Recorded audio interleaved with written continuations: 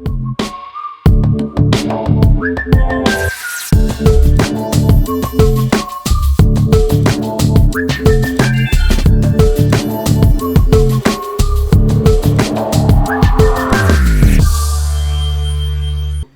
of your core principles that you've talked to me about quite a lot, and you're talking quite a lot with various customers at Serai, I think, is the concept of neutrality.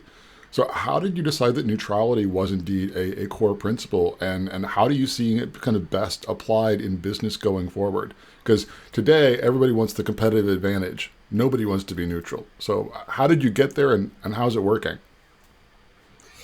Yeah, I think this is where you get into kind of where my core beliefs are when it comes to a lot of things. So neutrality is one of those things that I believe at my core. Um, if you really want to do something bigger than yourself or bigger than the company, um, you can't really do that unless you're neutral. Mm, Most companies start off with trying to make money or trying to do it for themselves. And what we're trying to do at Serai is we're trying to change how global trade is done mm, in a very different way.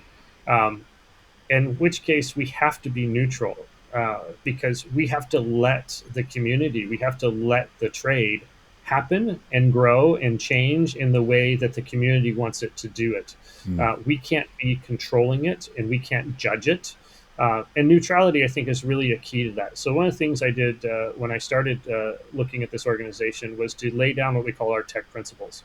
Mm. Um, and a key part of our tech principles is neutrality.